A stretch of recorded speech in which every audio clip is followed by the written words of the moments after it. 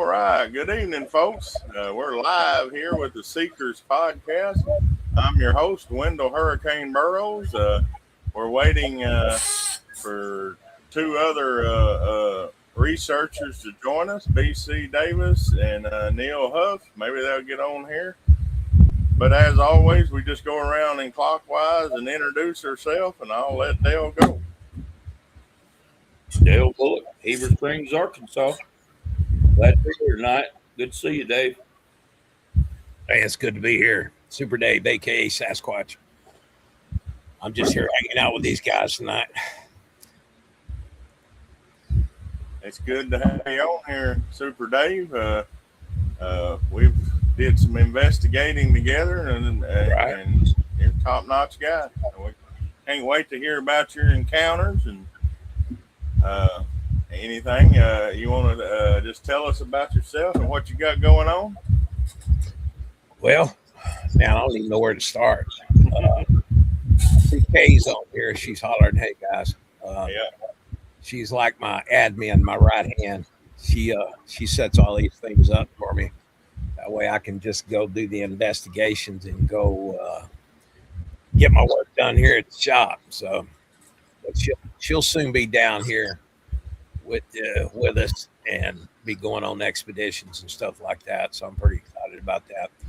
But we've got a lot going on and a bunch.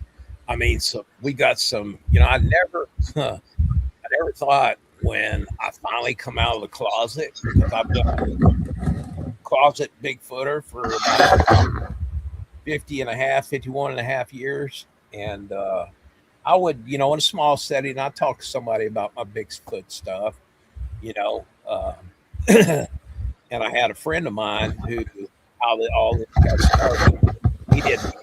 We weren't friends just yet, but he's a fellow researcher, and I call him Dope Man, and he'll get mad for me doing that. But he goes around and gives out like stuff to doctors, here's some freebies, do this, do that, use us, blah, blah, blah. So I call him Dope Man.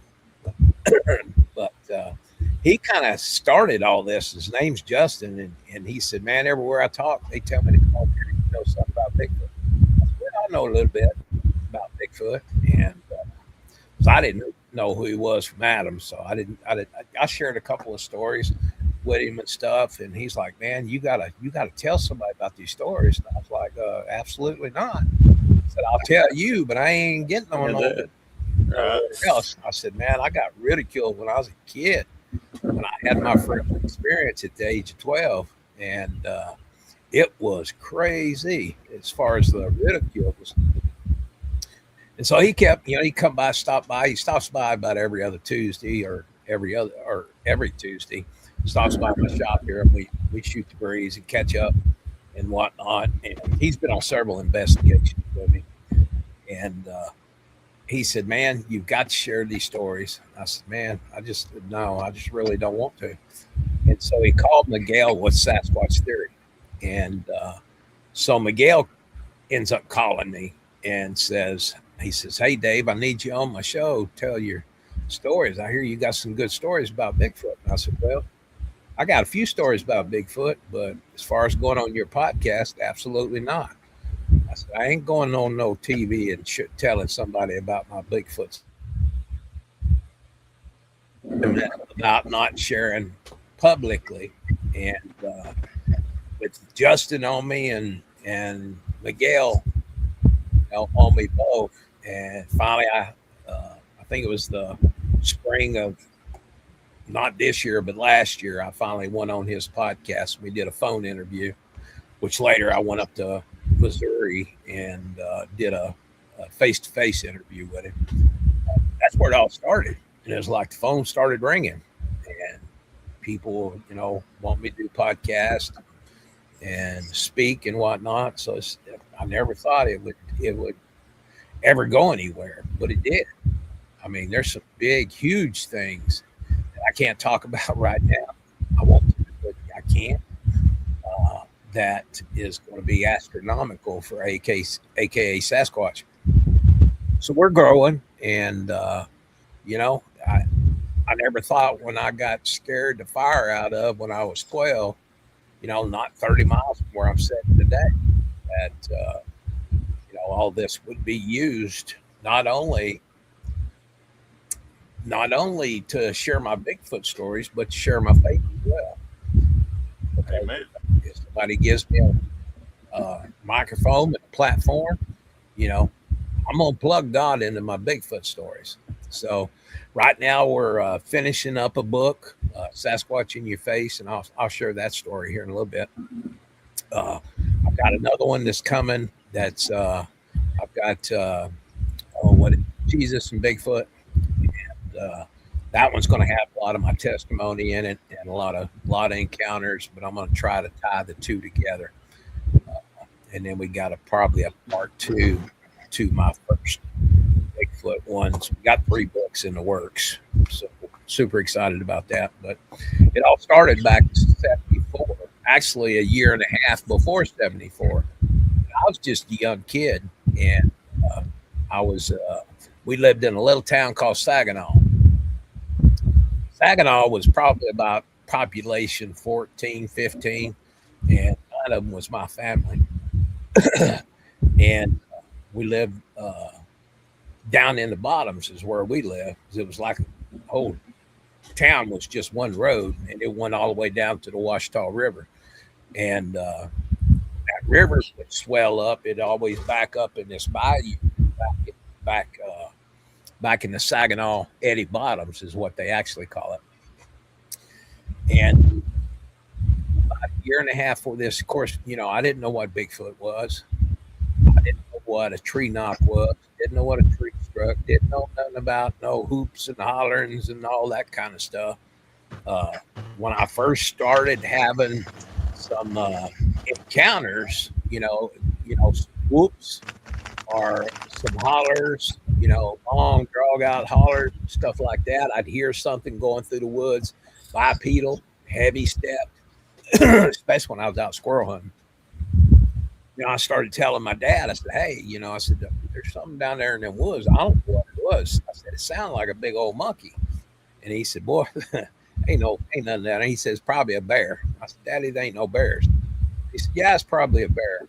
And it wasn't until about a year prior, maybe 6 months to a year prior of the actual having my first encounter, face-to-face encounter with that rascal, I finally found some tracks.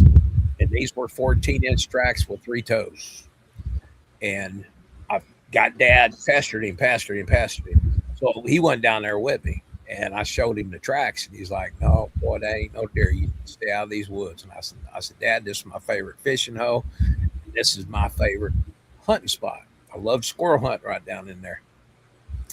And that when that bayou would come back, or when the river would swell, it'd come back there in that bayou, Spring Creek that went in there. Well, that spot where that Spring Creek was is where I always fish, because you can get them big old hand-sized perch. Oh yeah. Back when I was a kid, and they fry up just nice. And so I catch a whole passel of them things and take them home and clean them, and my stepmom would cook them up. So I also hunted, fished, and trapped. That's all I did when I was a kid. I didn't know there was even a hunting season when I was a kid. My dad would get up, and he's like, "Boy, I want to taste the venison on the table by the time I get home." Yes, sir. I went and grabbed a little single shot 22. It didn't matter what I saw. I took it down. Get my grandpa, and he'd either come down there with a mule and a skidder, or he'd come down there. Eventually, we got a tractor. He'd come down with a tractor, pick that sucker up, take it back up to the house, and get it skinned out. And my stepmom would go to work on it, got something fried up by the time Daddy got home. And so I knew if I went back down in that particular woods, or that area, Dad would tear my butt up.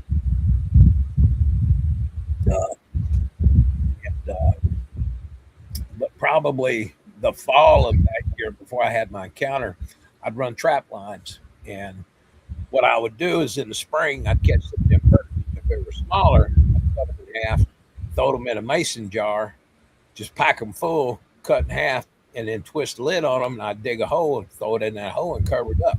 I'd have 4 or 5 jars like that for my trap bait. That's what my grandpa taught me to do. So when you transported them, I only wanted to transport them once, Right. because they're glass jars, and this thing break, man, it stink to high heaven. It make you puke. It was pretty rank, and so I'd transfer them down there, and I'd put them in a hollow log, or I put it up a big high fork tree. I'd hide these things down there on my trap line. That way I didn't have to carry them. So I got to noticing I was catching some stuff, and all of a sudden everything just stopped. And I would have something started sticking sticks in my traps and spraying them. And when I got to them, the trap still be there. It'd be sprung, and it'd be a big stick hanging out of it, or it'd be falling over because the stick was too big. And then I noticed my trap bait started coming up. Now, sometimes I'd find the jar there in the lid. Sometimes I wouldn't. And so I got to where I picked them lids up, and I took them to Dad, and I said, look, I said, something pried this off this mason jar. I said, and Dad was like, I still think it's a bear. Daddy, no bear. Back then, back in the early 70s, there wasn't no bear down here. And there is now. But there wasn't none back then. Heck, there wasn't even no hogs back then. And was prying the lids off. And I don't know if it was eating or drinking my trap bait, but my trap bait was definitely sometimes it wasn't. So something was going on, and we got to spring squirrels. And I love squirrel hunting. One of my things to do, squirrel hunt. I'd rather squirrel hunt than deer hunt. And so that morning, I got up with Dad. It was on a Saturday. He had to work on Saturday. Normally, Dad didn't go to work on Saturday. So I knew I could leave right after he got out of work. And sometimes I'd go out the front of the house and then go all the way down to the Washita River and double back and come down to my spot. And where I wouldn't get caught. Daddy wouldn't tear my butt up. So that morning, I got up, grabbed my Zepco 33, my little tackle box, and my single shot 22, threw about 7 or 8 shells in my pocket, and grabbed a couple of biscuits up off the stove that was left for breakfast. Back then, we used to kill hogs. Family get together, we'd kill hogs. We'd cook that fat down. You have cracklings and pork skins. We'd have 5-gallon buckets stacked up on the freezers. I always stopped by there and felt my pocket full of cracklings or hog skin. Man, I get to the woods. But I remember going across the wood, or going across this big pasture before I got to the wood. Usually you hear crows calling, hear barking, all that kind of stuff. Kind of foggy that morning. And there wasn't nothing. It was just pitch quiet going across the field. Kind of a little booger, an eerie feeling, because it was kind of like an antsiness in me that I couldn't quite put my finger on. And I even remember when I got to the barbed wire fence after I went across that pasture to that barbed wire fence where I usually slipped in and worked down in there to my fishing area, and usually popped 3 or 4 squirrels on the way to my fishing area. And I remember standing there at the fence. It was just quiet. There wasn't no blue jays. Back then we had blue jays. You can't hardly see them anymore. I don't know what happened to them here in Arkansas. But blue jays would be cackling, crows would be calling, squirrels would be barking. There's a lot of noise in the woods. And there wasn't no noise. I mean, it was pin. You drop a pin, bam. You could hear it hit the ground. And so I stood there at the fence for a little bit, and I went ahead and crawled through the fence. And of course, this is a big pine thicket with a few hardwoods in it. And so I started slipping through the woods, and going through the woods, you could be real stealthy, real quiet, stepping on them pine needles. I went about halfway up in there, and I just kind of leaned up against a tree and kind of went down on my butt. And I pulled a biscuit out of my pocket, threw some cracklings in there. I was eating my biscuit. My head's on a swivel because it's just too dark. And by the time I get to this one particular tree, I've already got 2 or 3 squirrels wrapped around my belt. And I sat there and ate that crackling and and biscuits. I'm just kind of looking around. And by this time, I'm kind of boogered. I'm kind of nervous. I've never been where it was just pitch quiet ever. And so I sat there for a little bit, got done with my biscuit, got up. I started making my way down the creek. You used to be able to go right to the creek. The tornadoes come through there about a week before, and it took one of my favorite pine, or not pine tree, but oak tree, hardwood trees. I usually always pop a couple of squirrels out of it and laid it over. So the tops were blocking, a little bit was blocking the creek going into where it hit the river, but all the tops were up, and it had leaves on it and stuff like that. So I had to walk around. So I'm still walking around that. I got my head on the swivel and I start coming up around it and then started coming up the hill. And I'm still looking around and whatnot. The time I got to the top of that hill, I looked and there he stood. About knee deep water, right in my fishing hoe. He was sitting there and he was doing his hand like this in the water on one side, and his other hand was just hanging there. But I remember him chucking the water like this with his hand over here. And I'm looking at him, he's looking at me, his mouth open, my mouth open. Now, everything in my mind is telling me to run. I'm a 12-year-old kid. I don't know what a Bigfoot is. All I see is a monster standing in front of me. But I couldn't move. I've been hit with infrasound 3 or 4 times. Whether that was it or I was just plumb petrified, and my body wouldn't mind my head because my head's screaming, run. And I'm sitting there looking at him. He's sitting there looking at me. He started chopping his teeth. Started popping his teeth. That big old horse piece. And he started popping his teeth, and then he screamed. When he screamed, that scream, it like vibrated everything in me. It was like it went through my body. I mean, my lungs, my guts, everything. It was like have you ever been in one of those base cars where it really bams you in the chest? That's what it felt like when I started screaming. Everything in my body vibrated. Of course, it hit my bladder. When it hit my bladder, well, it cut loose. And so I'm sitting here looking at this thing, pissing my britches. And he got done screaming. And when he got done screaming, he took his left arm way back like this and scooped up some water and slung it at me. Well, when that water hit my face, everything come back into focus. And out the woods, that top that I walked around, I ran right through the top of that tree, run through the briars. I was all cut up, dove through the barbed wire fence. And I don't think I've ever run that fast ever in my life. And time I got to the house, I just collapsed. Boom. And Grandpa was coming out from the barn down there through the chicken yard. He had a couple of buckets in his hand, which told me he had just got done milking a cow. He come over, kind of looked over at me. I couldn't have knocked myself, when I hit the ground and knocked the breath out. I can't breathe. And he'd go, "Oh, what's wrong with you? What's wrong?" And he grabbed me by the belt and pulled me up. Well, he did that. He kind of arched my torso, and I caught my breath immediately. And I was like, "There's a monster in the woods. There's a monster down there." And he said, "Boy, I done told you there was a Hank down there, and not to go back in them woods because that Hank went off." What I didn't realize, my grandfather also had Bigfoot stories that he encountered when he was a tree topper in Idaho. This is like before chainsaws and stuff, crosscut saws.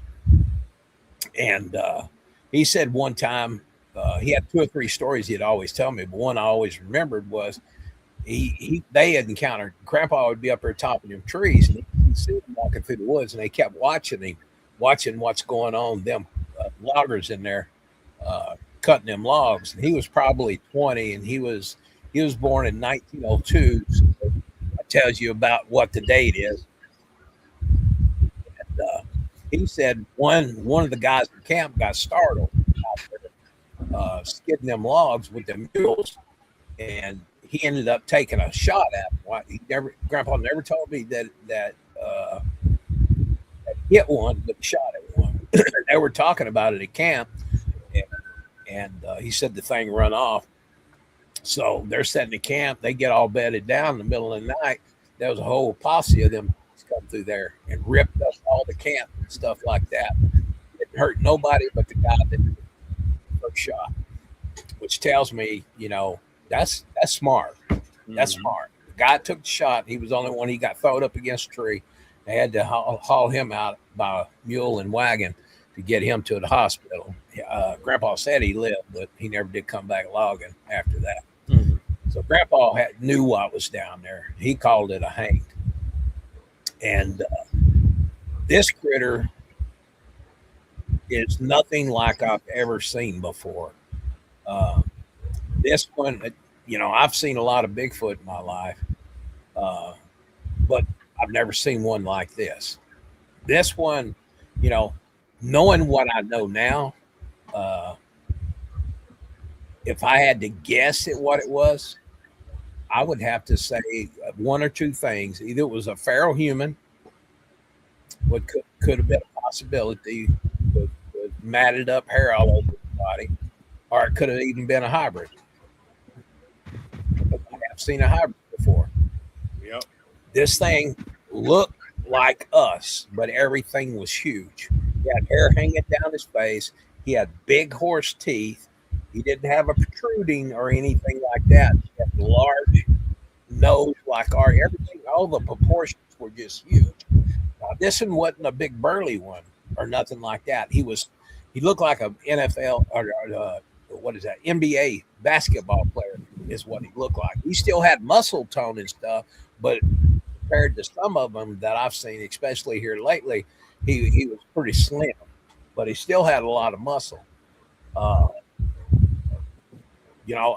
could see. I couldn't see his eyes because his hair was hanging. I could see his eyes through his hair, but you couldn't tell. He had about 6 inches of hair. It looked like he'd been rolling down, especially on the back parts of his arms. It was all matted up. It looked like dreadlocks. That was my first. And when I tell people, I started telling my family about it and stuff like that. Of course, they had a heyday with me after that. Just really ridiculed me. They thought it was fun because I instantly became scared of the dark. I grabbed a cool dog all night. It didn't bother me none. But after that, I knew what was in the dark. You ain't gonna catch me. The sun went down, buddy. I was headed to the house fast sometimes, and so I didn't get over being scared of the dark until I was about 18 years old. And so that was my first encounter. It was pretty crazy, and it was a life change for me as well. That first encounter, I ain't never saw another one. That one there that I saw. But that was that first encounter. I've had many since then. I can tell you one down at the Beaver Pond, which was pretty cool. It scared the fire out of me too. I been hunting in south central Arkansas, southwest Arkansas, and my brother been on this lease for about 14 years. And my first encounter down there, of course, they didn't. I asked them. I said, is it, y'all ever hear any crazy stuff happening now? Because I immediately, when I went down there, started looking for tree stands or a place I can hunt. So I'm all over the lease and I'm seeing tree breaks, small tree structures, stuff like that. I said, oh boy, this thing got some stuff happening. And I asked them, ever heard anything crazy or anything like that? No, we ain't never heard nothing like that. I said, oh, okay. So the first time I run into the one that I call Big Eddie, and I interacted with these for about 5 years, him and 4 others. Now there was when we got all that rain, there was about a 15 foot of water went through there, and I haven't gone down there and spent much time. But after that, I didn't see them for a long time.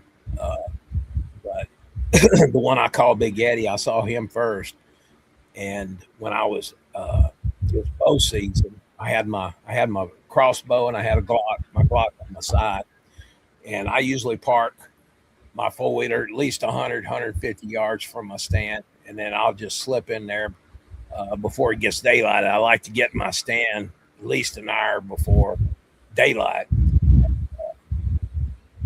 Like what, slipping up through there. And my tower stand was right here, and then there was a big cutout right here, and this is on the logging road going down through here what my tower stand was. And then back up in here, I had a lean up stand as a bow stand because my tower stand was too far from my feeder.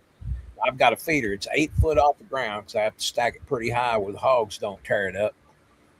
And so that morning when I went in there, I just had white light on, just small light, just where I could see my path and come around. When I turned around like this, I started scanning my light. I saw a doe. I caught her eye shine. She didn't blow, but she took off. And I was like, okay, cool. I'm still good because she'd have blowed going back to the truck because your hunt's open right there in that area. But she didn't blow, so I just kept on walking up. And when I went to scan right past my feeder, I saw eye shine about 1.5 feet above my feeder. And it just like, man, it was just like a bolt of lightning for me. It startled me. And I'm like, I knew what it was, but it's the first one that I've seen on this lease. And sometimes when I run into these rascals, it brings up the same fear that I had with my first encounter. It kind of brings everything back is what it does. And I saw the eye shine and I just kept going past it. And I'm like, I'm kind of standing there at this time. And I'm like, well, I can get to my tire stand, but my other stand is only 20 yards this way. I ain't running down to the four-wheeler because I ain't running from this rascal because he'll chase me. And so I just jolted to the lean up stand, and I ain't never got up a stand fast in my life. Got up there. Of course, I'm 25 foot off the ground.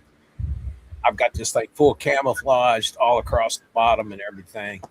And I get up there, I get set in, heart's beating out of my chest. I'm like, Lord, you really need to make that sun come up. I'm in a tight spot. I'm in a pinch. And I could hear him walking around down there. And every once in a while, he was right under me. Every once in a while, he would sniff the air. I could hear him sniff the air. I could hear him walking around.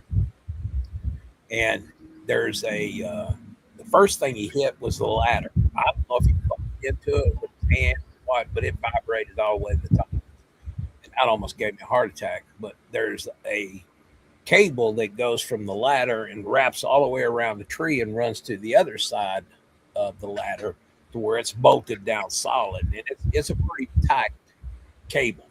And I don't know if he hit it with his finger or hit it with his hand or something like that. But man, when he did that, I thought I'd jump out of that cotton picking tree stand.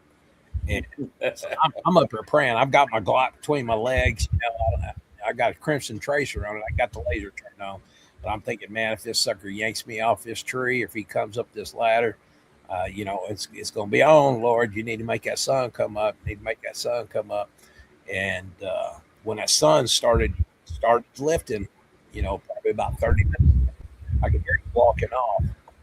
And so I just kind of set up in the stand a little bit. And then when I could hear him that he was completely out of earshot, then I slowly peeked out the window and I'm looking around. You can see it's, not real daylight, but it's kind of dusk.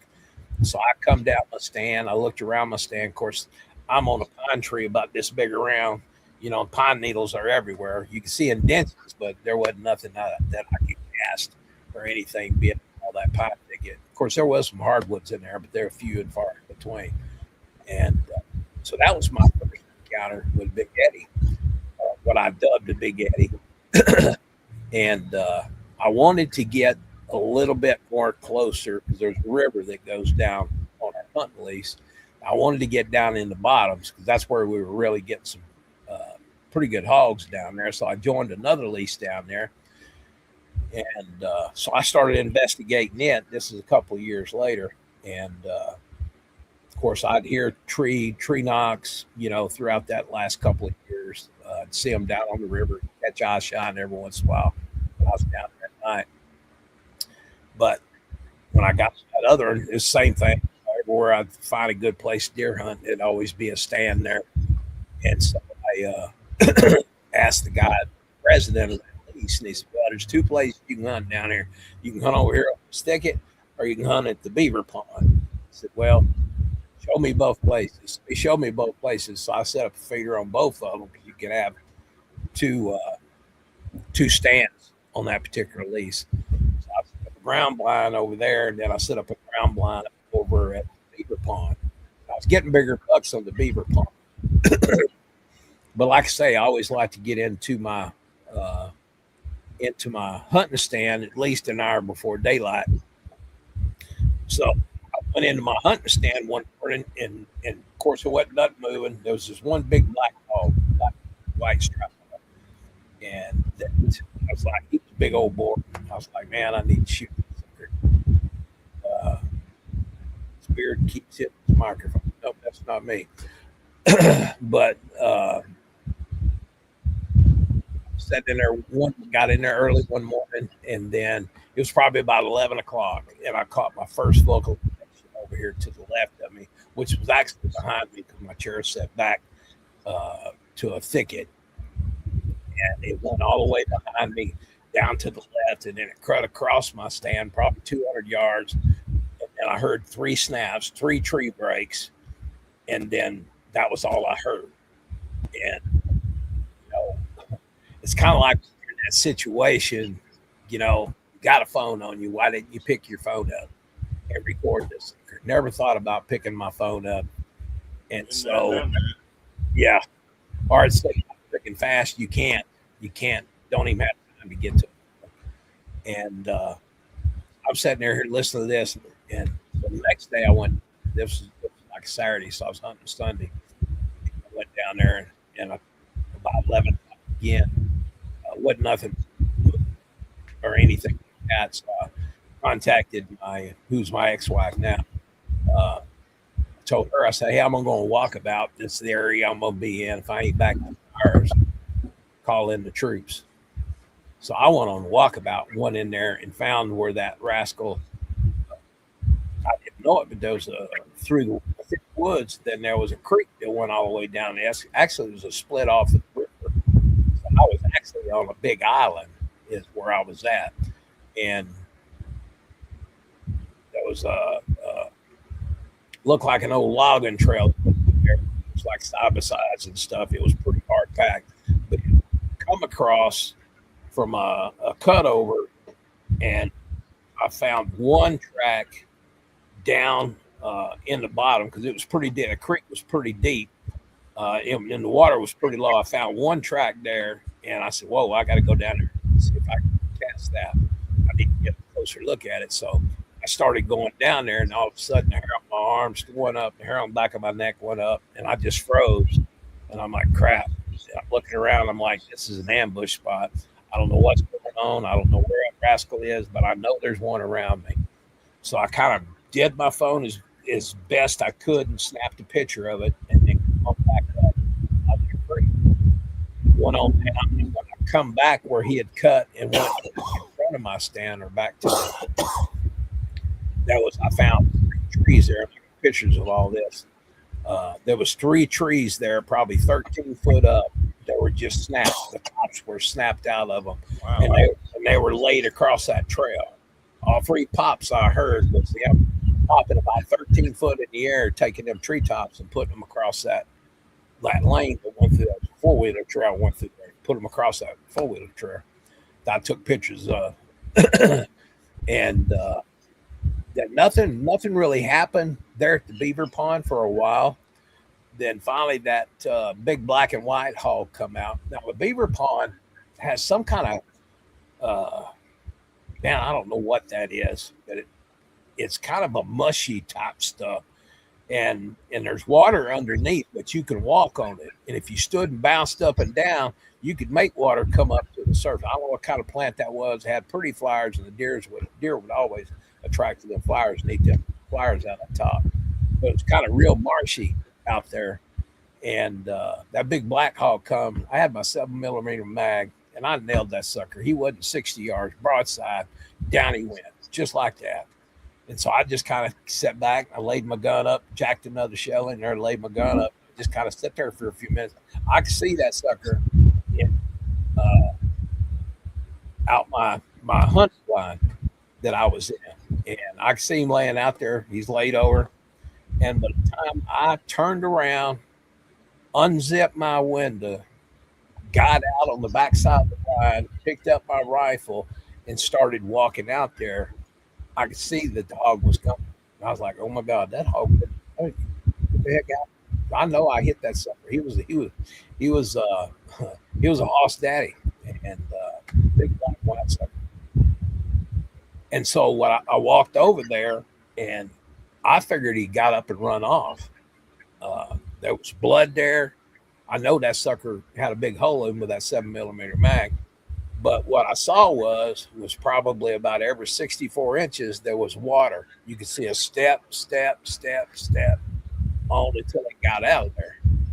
And by the time I turned my back, of course that thicket's right there where he was down there hollering. Turned my back, got out of my stand, and walked over there. That hog was gone. And you can see where there were steps about every 64 inches. Of course, you couldn't cast it because it was full of water. So that sucker run off with my hog. Now, I don't know if that was Big Eddie or not, but something ran off with my hog that was bipedal. And in between the steps, I couldn't jump that far in between the steps. So that's the first one I ever had take off with my hog or take off with game. I had another one up Cloudcroft run off with my turkey, but we'll get to that a little bit later if we got time. So that incident happened. That was the second incident down there. And I got one of those. I'd go back down there on the weekends. I'd get down there probably Friday morning and I'd hunt till Sunday, go back up. But I seen the weather that it was supposed to be real stormy. I said, "Well, I'm going to the place." And my wife at the time, she said, "No, I'm going to stay here." I said, "Okay, I'm going." So got back in that ground blind. That ground blind is just one of them ones you get from Walmart. You know, it pops out like a little tent, and it's all camouflage, but it has a little slit all the way around two sides to where you can cover it to where you can't even see through it, or you could pull the outside down and it has a mesh to where you can see out but nothing can see in. You can actually shoot through the mesh, but I always put my gun in between or raised up a little bit, shot an arrow with the crossbow. But so I've got that pulled down. I'm in there at Ire. I mean, it's thunder and it's lightning, but it's not raining yet. But I expected it to rain by the time. And man, when it's lightning, it would corral, you know, and then the big thunder. You know how lightning hits, and you have that's that brief millisecond that you can see everything. It looks like just like daylight out. Yeah. And so I'm catching this. I'm sitting here in my hunt chair. I've got my 7mm around, laying across my waist. I'm sitting there, and all of a sudden I hear a stick pop behind me, and then the hair on my arm started going up. The hair on the back of my neck starts going up. I'm like, "Oh my goodness!" I can usually tell when they're pretty close. My body will do things to let me know that they're there. And so I'm sitting there, and I'm like, just chill out, just chill out. There probably wasn't one. I don't know why my body's acting like it was.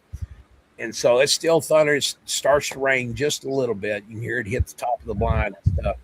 So I'm kind of like, this thing is right behind me. He is right behind. I know he's right behind me. Now, I've got my back to the edge of the tent. It only has two little clips there, and there's a window right there. And what I did is I was sitting in my chair, and so I kind of leaned over back this way and leaned way over to look behind my blind. I was trying to look through the corner of it. And I got over and I was waiting on that lightning to strike to where I could see. It was banging lightning. And what happened was I got my face almost right up to it, and I'm trying to look behind me, waiting on that lightning strike. You know, you catch a little bit of lightning far away. There's one real close that was just like that. Well, when I was turned around looking like that, that sucker was standing right behind me, and he had his head over like this, his hair looking down like that, and he's trying to look in the side of that blind. Now, talk about a runaway. I'll be honest, I screamed just like a little girl, and he screamed, and he sounded like a bulldozer running through the woods, and I tried to exit through the side of my blind. Now the door's right here beside me, and I tried to run through the side of that blind till I wore myself slap out. And I just kind of fell down on the ground. My chest was beating out. I mean, my heart was beating out of my chest. Scared the fire out of me. I never thought in a million years that sucker would have been staring, trying to look in that blind after me. So that hints the book, Sasquatch in Your Face. True story. And I think it was Big Eddie. I remember he had about 6-8 inch hair hanging over like this. Popped it. I mean, he saw me, I saw him. It was like, well, I'm surprised. I mean, it ended up being a real cool encounter, you know, but if I wouldn't have got some cotton picking scared. But I've had lots of encounters down there. I remember one, I used to go down there, I'd go fishing on the river, and I'd get out here on what they call Chinaberry. And any of my family listen, they know where that's at. I was down there with my side by side and had my dog with me. And it's probably 11 o'clock, 12 o'clock at night. And we're just sitting there fishing. I got some Southern Rock playing, you know, just kicking back fishing, catching a few little channel cats. And I heard a hoot owl, like way, way over there in front of me. As soon as that hoot owl hooted, one hooted right behind me. But this one, the one behind me, it almost sounded just like it, like a hoot owl. But my dog stood up, and her hair, I had my dog Christian with me, and the hair, the hackles started rising up. And I was like, that ain't no hoot owl. 900-pound dude. That. Yeah. So we just kind of sat there for a little bit, and they would keep doing the hoots back and forth. But this one over here, it was probably 300 yards away, but it got all the way up on the other side of the river. I started thinking about it. I'm like, crap, I'm in an ambush spot because the river's down. I'm way down at the bottom of the river, and then you got 15-foot embankments on both sides, and you got the spread of the river. And I'm down at a gravel bar, sitting there fishing, and I just kept playing my Southern Rock. But by this time, I'd already learned about the red lights. And the reason I use red lights is I've found, they don't like the bright light. They don't like the white light. In my encounters, my early encounters, I'd see where they would retreat from the white light. But the red light, there's something about that red light. They won't just retreat as fast. Now, they'll eventually retreat. But with that red light, it's softer on their eyes. So I'm popping over there with my red light, kind of going about the top edge of the bank right there. I can see eye shining, and then I come back about chest high where I saw that eye shine. There's eye shine over there. So they're still doing the hoot owl thing. And then one hollers back over yonder way to my left, and it comes up. I finally hit it with the red light, and I can see eye shine there. And then there was two more eye shines. So I had 5 of them around me. It looked like 2 juveniles, probably a mama. And then I don't know if this was another juvenile but I knew the alpha male was behind me. And when he started getting close, I was sitting there earlier today. Rocks kept coming up and hitting about the same place, about 2.5 feet from me in the water. Now, there's big giant trees, the big sulfur trees, or what are they?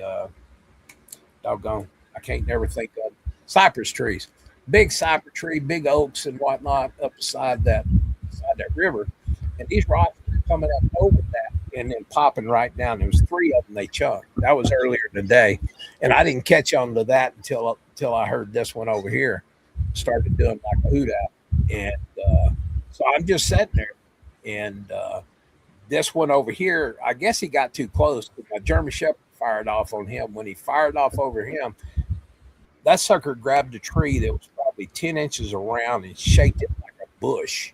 I mean, the whole top of that tree was, and he was like, "Whoo, whoo, whoo." Now they'll, that's not, I don't want what it sound like, but they'll do this like, huh, type. It's not a holler, it's not a scream, but it's like, whoo, real loud. And my dog's firing off on him. I got my dog by the collar. He's shaking that tree. I've got all 5 of them around me. And probably about 2 o'clock in the morning, I'm sat in my chair. I went to go check a fishing pole. And that was the last thing I remembered. When I woke up the next morning, I was in my RV. All my fishing poles were gathered up. The fish I caught were in a plastic bag in the freezer in the RV, and my dog was in there, and I was covered in mud from head to toe, all on the side of my face, in my ear, laid across my bed. What the heck? I had much caked, dried mud all over me. And I don't remember what happened. I gathered up all my stuff. As I think back on it now, the only thing I can figure was I got hit with infrasound. And I don't remember driving 5 miles out of them bottoms in my side by side. I mean, it was crazy. I went back down there. Of course, that river comes up and comes down. Couldn't find any tracks. I didn't go across the river because I didn't have a boat to get across the river. But I went back up here. I couldn't find any tracks, but I know that sucker was shaking that tree. Went down where the other one was. I couldn't find any tracks down there, but I know what I saw. That was kind of freaky on that one there. And I got hit with infrasound again over in, I was at, where Wright Patman Lake is, over in Texas, over in Athens, Texas. I was on there. I was with a guy, Justin, who kind of encouraged me on to share my stories. There was a guy named Steamboat that was with us. We took the RV over there and we got set up. We heard a few screams and whatnot, but they were throwing stuff at camp, and I could hear stuff hitting the top of the RV. But I was all sitting at the table, had a little fire going, and all of a sudden I just started feeling sick. I broke out, just started sweating, and I'm like, guys, I don't know what's going on. I need to go lay down. So I got up and went back there and laid down for a little bit, and they got me, man, you got to get out of here. You got to get out of here. These things are throwing stuff at us. And I come out and almost fell forward on my head coming up the steps on the RV, and I sit there, my head's all spinning and stuff, and I'm like, dudes, I don't know what's going on here, but I don't care how many are out there, I've got to lay down. I think that was the second time I hit infrasound, and I wouldn't be surprised the first one I saw hit me with infrasound as well. So I've been hit 3 or 4 times, and none of them weren't pleasant, to say the least. I remember I was in Cloudcroft, so it seemed like, when I had my first sighting, it was like I would see these things. Didn't matter where I moved, where I was in. If I was in Texas, I saw them in Texas. I was out in New Mexico, I saw them out in Mexico. When I lived in Arizona, I saw them out in Arizona. It was just like they were everywhere. I didn't have to go look. All I had to do is hit the woods, and they would show up. Now, some people talk about them tagging people when they're young. That I don't know, but I've encountered a lot of Bigfoots. But I was turkey hunting. I was living out in New Mexico, and I was turkey hunting in Cloudcroft, New Mexico. Now, I'm turkey. I'm camouflaged from head to toe. I've got 2 toms coming uphill, and if you're a turkey hunter, you know how hard that is to get a tom to either cross the road or come up a hill. So I've got 2 toms. I can see their heads and stuff. So I'm trying to wait for they come up just a little bit to where I can see which one had the longest beard, And so when their heads popped up, I just got quiet. I've already got my gun on and everything. I'm already set. I just need them to come up just a little bit more. And all I saw was a flash of black come out of my peripheral vision and come by there grabbed one of them turkeys by the head, and feathers went everywhere. Didn't even slow down. Didn't say, "Hey, I got your turkey. Thanks for calling up for me," or nothing like that. That sucker just never missed a step and just took off with my turkey. Of course, the other one, it went all over the place. So I've had one take a hog from me, and I had one take a turkey. Take a turkey from me. I saw another one. Now that one there was a beefcake. He was huge rascal. Firecross up by Rio Dos. I don't know if y'all know where Rio Dos, Mexico, or Firecross is. Beautiful up there, up in the mountains and stuff. Lots of trees, lots of area that people don't go too often. I saw another one at Little Dog Canyon, which is back behind where you got the pass that goes from Carlsbad, New Mexico, down into El Paso. But you got a big range of mountains that goes back up through there, and they're called Guadalupes. And so I was up in the Guadalupes at the top of Little Dog Canyon, and I had this little honey hole, this one little area I could go to. It had a big, what's it called, big canyon that run through there. And my best time was they dropped me off. 12 minutes later, I had a deer on the ground. I even had, of course, we hunted mule deer back then. I even went up there and took my little brother up there. This is not a funny story, but took him up there. He's got a big, huge buck right. I mean, probably not 40 yards up the side of the canyon. And I'm like, dude, he's right above you. We had radios. I'm talking to him. I'm on the other side of the canyon.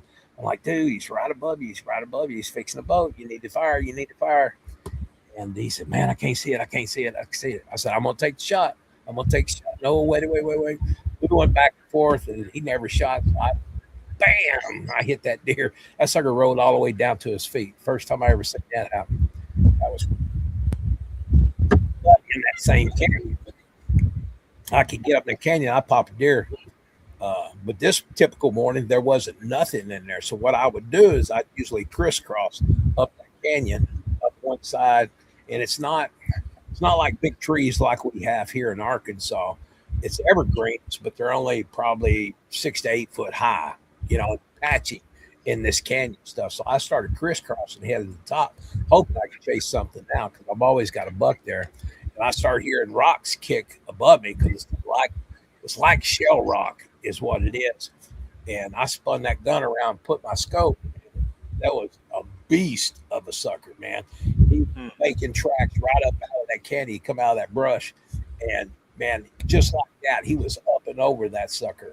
And now that sucker was a beefcake. He looked like a big linebacker for the NFL. He was huge, shiny black hair, long black hair, but he was shiny. He wasn't like the first one I saw, or some of these I've seen here in Arkansas that look pretty scruffy. And he was a beefcake. He was a huge one. And by the time I made my way up there, he made his way up there it just felt like seconds, and he was over the top, down the other side of the canyon. By the time I made it up there, it was probably 45 minutes to an hour to get up on the top of this canyon. Time I got up there, I glassed and glassed. I couldn't see nothing. Of course, you can see miles and miles. I never saw him after that. That was one of them that I saw in New Mexico. And then just what I've been doing around here, we had an expedition earlier this year down in southwest Arkansas, and we thermaled 3 down. We're almost thermaled 1. I thermaled it again. I gave it to a buddy of mine, and we were down at Mercer Bayou, and we're down in the area that I generally research. Down in the Mercer Bayou, and there's a place that you can turn around and come back out. So it's one of the boat ramps, but I just turn around. And went up from where Mercer Bayou was, stepped in the woods where I've videoed something down there. I'm not real sure what it is. I don't know if I showed y'all the video or not. But I caught something coming down head first down a tree, and then it spider crawled to me, and I was down there with another research girl, and that sucker started spider crawling to us. He's only about he was probably out there 80 yards, and then he got into about 60 yards or so. And fixing it, man, I've got my thermal on. I'm watching this sucker. I'm recording. Everything's perfect. And all I hear was, F no, I ain't doing this. And she ran and jumped in the Jeep. When she jumped in the Jeep, when she pulled that door open, her front lights come on and the back lights come on, the interior lights come on. That sucker. But when I showed the video to a buddy of mine, he's like, well, what's this over here? And what's this over here? And that one over there. There was actually 4 of them down there. I didn't catch the other 3. I was just eyeballed on this one here. And I went out. I waded out there, and it's probably knee deep water, and waded out there and watched the video. I marked the tree, whatever it was 7 foot tall from length to length coming down that tree. And I ain't never saw one come down a tree. Now, I've seen some in the tree. I got some footage of one in a tree down about probably a month or so ago. It stood up that was way high in the cypress tree. I was like across the lake from him in my boat. But we thermal 2 down in the bottom. I'd say it was a mom juvenile blowed out of there real quick. But the mama, she would lean over like this, look around the tree, and then hide. She'd ring like this, and then she'd hide. I think that's posted on my page and stuff like that. So I've had a lot of fun 52 years just chasing these rascals around. Lunch I can talk about. I can't talk. I'll talk about it off camera, but y'all have to remind me about that. I'll get in trouble if I share those stories. Right. But it's been a crazy ride, man. It has been a crazy ride. I can understand that. And So how many years was it total before you actually told something about that? I mean, come right out and not this last spring, but spring before then. So what, year and a half ago, first told somebody. Now, I've interacted with these critters most of my life. Whether I was here in Arkansas hunting or down in Texas hunting, over New Mexico hunting and hunting down toward El Paso and down southern. Had a big lease down there in southern, down by Brown, Texas, Brownsville or something like that, way down by the border. I've seen them down there. I've seen them way down south, but y'all have to remind me about that story later. Right. Hey, BC, you finally made it in. Have you enjoyed the encounters here Dave's telling us about? Most definitely. Definitely. You got any questions for him? You want to ask anything?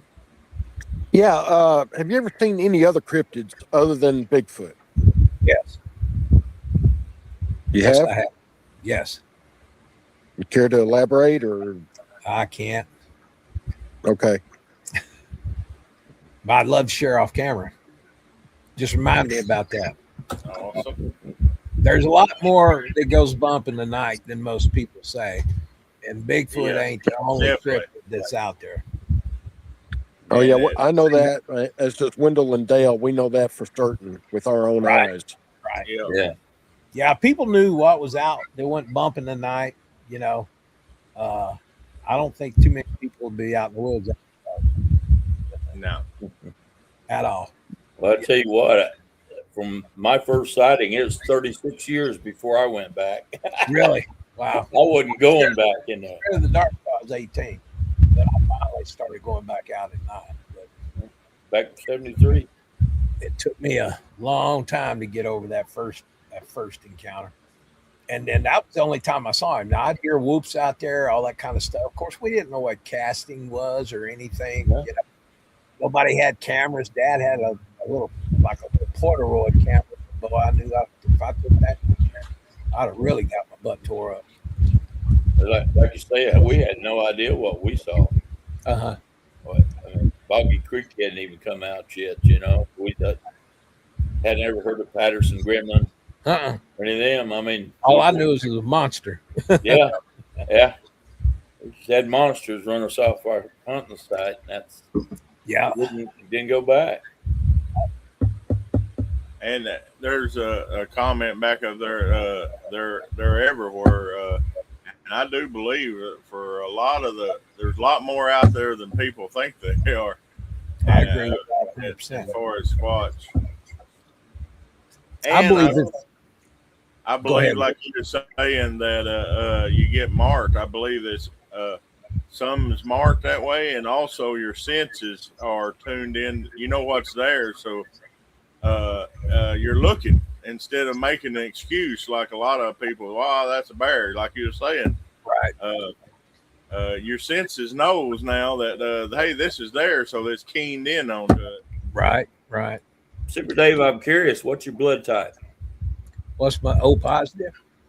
Huh? O positive. That's what mine is. Yeah, mine too. That's Yeah, weird. we got that universal blood. Anybody can have it.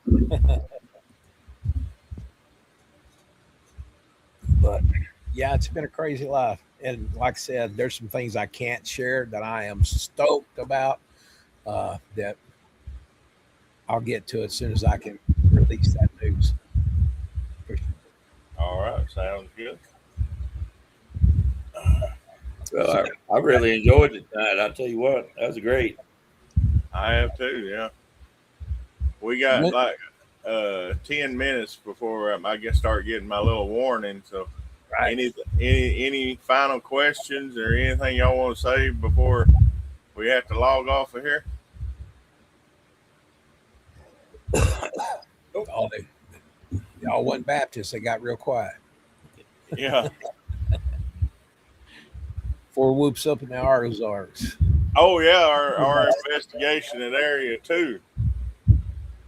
That as everybody was leaving, y'all, which we had lots of activity that night, but for area 2 it was low. But for most places it'd been high activity. What we had millions of frogs at a pond just go instantly quiet, and then you hear all the whoops back off and growl up in the woods. Right. But anyway, as everybody was getting ready to leave, I'll let you take over there, Dave.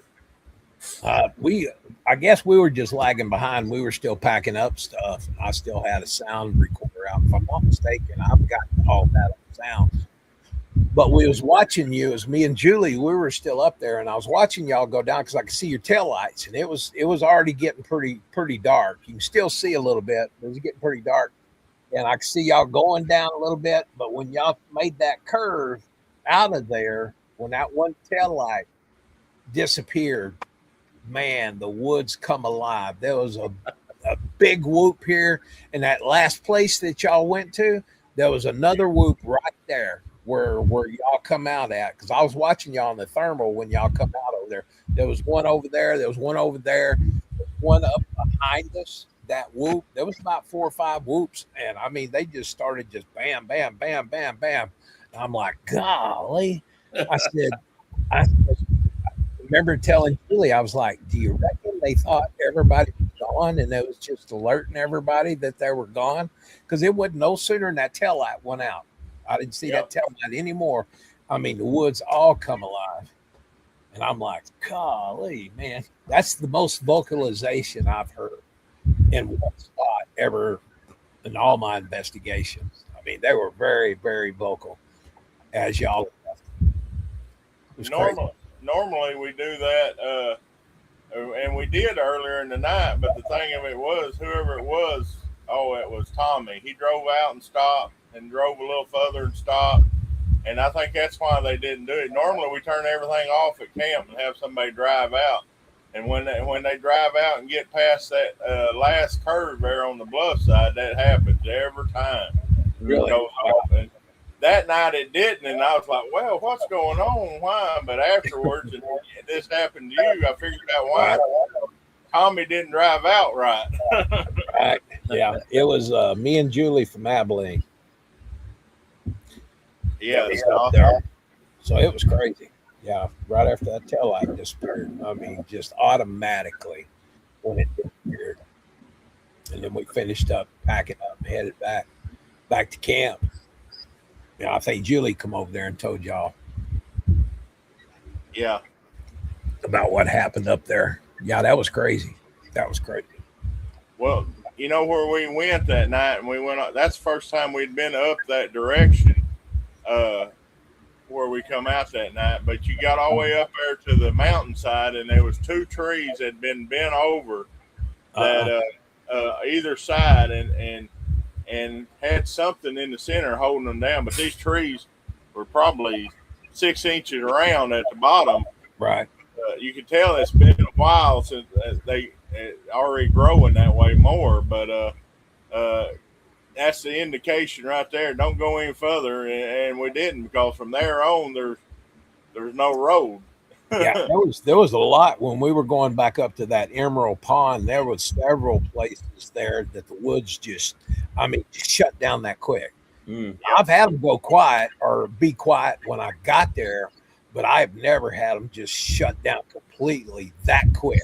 I mean, crickets, everything just was like in sync, man. It was just like total silence. And I was like, oh yeah, they're here. They're here. And the crazy thing with that, me and the guy from Chumming with the Spirits both had radios, and we was talking back at camp. When it go completely silent and dead, none of the radios work. I mean, he's sitting 50 feet from me, and he's got a radio and I got a radio, and his never keys up and mine never keys up because we both whispered loud, well, you try to call camp, and nothing went. But as soon as all the animals and everything come back, the base camp was radio. We got a copy, y'all. Wow. So that was the first time that's ever happened to us too. That was weird. Right. I've had them drain my batteries. Yeah, we've had that. That happened. I had a trail cam. The batteries just melted in it. Yeah. Right. Yeah, I've had some camera traps out. They did. That the batteries just go zoop. I've had my cell phone battery go all the way down halfway when these critters get around. And then, there was something else funny that happened on this deal. I don't know if I've got time to tell the story or not, but me and Julie, when we went, remember where y'all went at the cemetery? Yeah. And y'all got comfortable there. Well, me and Julie took off to the right over there, and we went right on top of that mountain all the way down to the bottom, and it was Bigfoot Hollow down there. And we were about halfway there, and when we saw the Bigfoot Hollow, we said, well, we got to take this all the way to the end, because I ain't never been to Bigfoot Hollow. We'll just have to mark that off our bucket list now. So we kept going. Now, the weird thing was, I looked at I took a picture, selfie with somebody, or I took a picture of somebody, which I didn't realize it, but it had a timestamp on it. And we went all the way down to the bottom of that. And I was concerned. I was like, maybe this time because it was like down. Maybe I broke off a little bit more than I could chew by going that far down there. And it took us a long time to get down there. Well, when we finally got down the bottom, me and Julie was just sitting there, and we took a selfie. Bam, just, hey, we're down in Bigfoot Hollow. We took a selfie, and we sat there for a little bit. She had some chocolate candies, but it was 3.8 miles down there. And where we ended up at, that I had all this scanning on Onyx at, so it tells me how far I walked and where I walked and stuff. That way I can go anywhere in the woods I want to, and then I could backtrack my tracks and come right up out of there to go to camp and stuff like that. But we walked 3.8 miles in there. We sat there for, I don't know, a good 15, 20 minutes before we started back up the hill. And we started, when we got a little bit past halfway, we both heard a whistle, because we would walk and we'd stop and we'd thermal a little while. keep on walking, thermal a little while, and we both heard a whistle. I said, "You hear that?" She's like, "Yeah, it was a whistle." I said, "Okay, you heard what I heard." And I had my thermal, and I scanned back behind us and come back across, and I didn't see anything. And then we went on down. Yeah, I had a fractured foot. Yeah, I had to throw that in there. Kay just said, "Yeah, you had a fractured foot." I did have a fractured foot in that investigation, but I wasn't going to miss it. So I'm like, man, I don't know if we're going to get out of here or not. But we started down at the bottom of that hill, and we come up, we would stop thermal, come up, stop thermal, come up, start thermal. And then all of a sudden, my lights, my headlight, and I saw her Jeep sitting there. And I'm like, what the heck's her Jeep sitting here? I mean, what? I mean, I was dumbfounded. And she's like, oh my God, there's my Jeep. We somehow lost time. Wow. Coming from the bottom of that. There's no way we could have walked that 3 miles uphill, because it was all the way uphill to where the cemetery was, and we made it in record time. I need to go back in that picture and look at what the timeline was there, but we lost time somewhere. I mean, it freaked me out, and she was boogered up as well. I wish she was on here tonight. She could tell her side of it. And we lost time. And that's the first time that's ever happened to me. That's spooky. Yeah. It was like, I mean, we walked up, and it was like, I mean, it took a long time to get down, but y'all were already gone. We walked back up. It was, I mean, maybe an hour going up that hill. But I mean, I still can't. I'm still puzzled about, because it took me all the way. I mean, we went all the way down the bottom of that thing. It took us forever to get there. And then I remember saying, "Hey, we took that selfie. It's got a timestamp on it." Pulled up the timestamp, and it was right around an hour, give or take, to get back up off that mountain. And I had a fractured foot on top of that. I mean, that was crazy. We lost time up there. Crazy stuff that's happened all around in that area there, and we got a lot of it on our videos, and there's all kinds of tales that's happened to us in that area. But that being said, the first Saturday, the first weekend in December, we're going back to Area 2, and we're going to camp there, and we're going to have one camp that walks into the dead woods and camp there at night. So once you're in there, I mean, it's a backpack camping down into there. You're welcome to come if you want to. Okay, that's first weekend in December? Yep. Okay, I'll check with Kay. She does all the calendar stuff. So right. I just letting you know. Yeah, I'm interested. If we ain't doing nothing that weekend, you count me in. All righty. Count me in. Sweet. Well, Sure. I'm getting my little light. We went over our time. Sorry, guys. That's fine. That's fine. Great. We normally say our last comments and goodbyes and clockwise. I'll let Dale start it and go around, and then when it gets back to me, I'll end the show. All right. Well, Dave, I appreciate you being here tonight. I love your encounters. Yeah. Really interesting. And it looked like we had quite a few people watching there too since you was on here. And good thing. Y'all take care. I hope to see you soon, Dave. Y'all, God bless. Y'all take care of yourselves. Stay out to eat. Cool.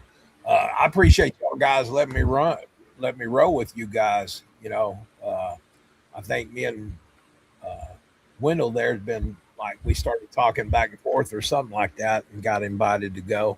Yeah. And I was like, man, I'm going to get hooked up with these guys. And so I appreciate you taking me up there and showing me around a bit up there. Matter of fact, that first whoop that we heard was back there at that worship deal. Yeah. That was where the first wood come from. So it's crazy crazy up there. But guys, I appreciate you letting me be on here, sharing a couple of my encounters. Good things are happening, and I know God's in this. So, amen. there you go. There you go. All right, BC. Well, enjoyed the show. Hope you're back someday. And everybody have a happy and safe 4th of July. There we go. All right, and I hope everybody's had a great Father's Day weekend and had a happy Father's Day. And for the Seekers podcast, we'll be back on in July, and around the 23rd each month. We're looking forward to our next speaker and guest. We have any activity, we'll let you know about it. If you have any activity, just message one of us, either myself, Dale, Super Dave. He loved to hear any encounters, and BC over in the Ball Knob area. It's been a great show. I'm glad everybody tuned in. See y'all. Y'all Take have care. a good night. Good night, everybody. There you go. All right.